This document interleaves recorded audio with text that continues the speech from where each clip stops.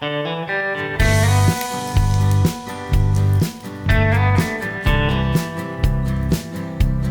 friends, welcome to Madras Samayal. இன்னைக்கு நம்ம மெட்ராஸ் சமையல்ல ரொம்ப ஈஸியான ஒரு ஸ்நாக்ஸ் செய்ய போறோம். பொதுவா எக் பஃப்னாலே எல்லாருக்குமே ரொம்ப பிடிக்கும். ஆனா அதுக்கு வந்து நம்ம பஃப் ஷீட் பண்ணனும், அப்புறமா பேக் பண்ணனும். இது வந்து எக் பஃப் டேஸ்ட்ல ஆனா அதை விட ரொம்ப சிம்பிளா செய்ய போறோம். இது பண்றதுக்கு ஃபர்ஸ்ட் வந்து வெளிய இருக்க கூடிய அந்த மாவு தயார் பண்ணிரலாம். அதுக்கு ஒரு மிக்சிங் பவுல்ல 1 கப் மைதா மாவு சேர்த்துக்கோங்க. கூடவே தேவையான அளவு உப்பு, 1 டேபிள்ஸ்பூன் நெய், அப்படி இல்லனா வெண்ணெய் நம்ம சேர்த்துக்கலாம்.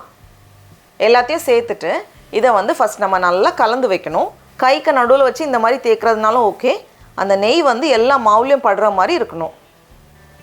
இப்போ இதில் கொஞ்சம் கொஞ்சமாக தண்ணி சேர்த்து கலந்து வைக்கணும்.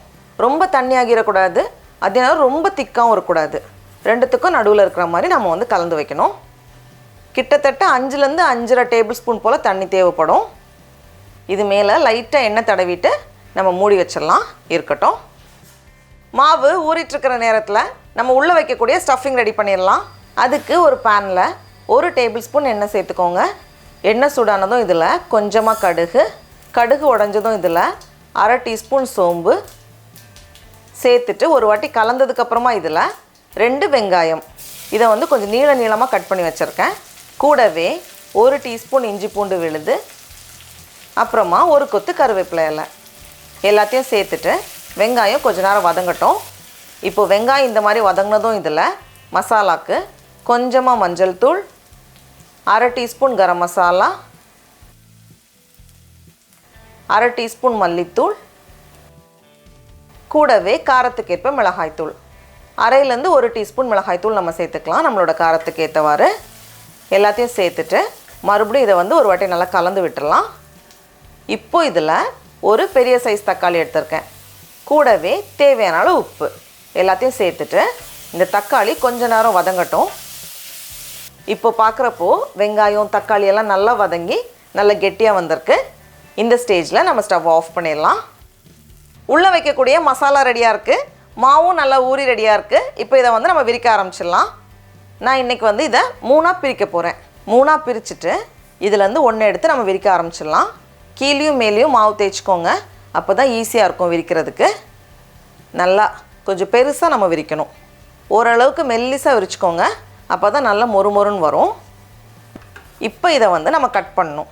ஃபஸ்ட்டு நடுவில் ஒரு கோடு போட்டுட்டு அதுக்கப்புறமா முக்கோணம் மாதிரி நம்ம கட் பண்ணணும், ட்ரையாங்கிள் மாதிரி நம்ம கட் பண்ணணும். ஸோ இந்த சைட்லேருந்து இங்கே, இந்த சைட்லேருந்து இங்கே. இந்த சைடை நம்ம ட்ரிம் பண்ணிட்டோம் அப்படின்னா எல்லாமே கிட்டத்தட்ட ஒரே மாதிரி வரும். நமக்கு வந்து ஷேப் வந்து கரெக்டாக வரணுன்னா இந்த மாதிரி பண்ணிக்கலாம், இல்லை அப்படியே வச்சாலும் பரவாயில்ல.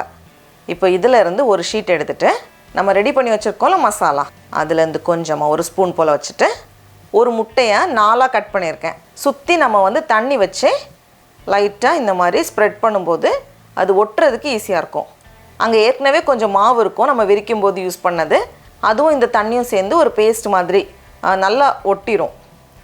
இப்போ இந்த சைட்லேருந்து நம்ம வந்து சுற்றும்போது அழகாக ஒரு ஷேப் வரும். இந்த மாதிரி வந்ததும் இந்த ஓரங்களை வந்து நல்லா அழுத்திக்கோங்க, அப்போ தான் வந்து எண்ணெயில் போடும்போது எண்ணெய் வந்து உள்ளே போகாமல் இருக்கும். இதே மாதிரி எல்லாத்தையும் நம்ம ரெடி பண்ணி வச்சிடலாம். இனி வந்து நம்ம எண்ணெயில் போட்டு பொரிக்கணும். எண்ணெய் வந்து குறைவான சூடில் வச்சுக்கோங்க. அதிகமான சூடில் இருந்துச்சு அப்படின்னா டக்குன்னு ரெடியான மாதிரி ஆகும், ஆறுனதுக்கப்புறமா கொஞ்சம் சாஃப்ட் ஆயிரும். அதனால் கண்டிப்பாக குறைவான சூடில் வச்சு தான் நம்ம பொரிக்கணும். போட்டதுக்கப்புறமா பபிள்ஸ் வருதில்ல, இந்த மாதிரி இருக்கணும். சேர்த்துட்டு இது வந்து கொஞ்சம் நேரம் பொரியட்டும்.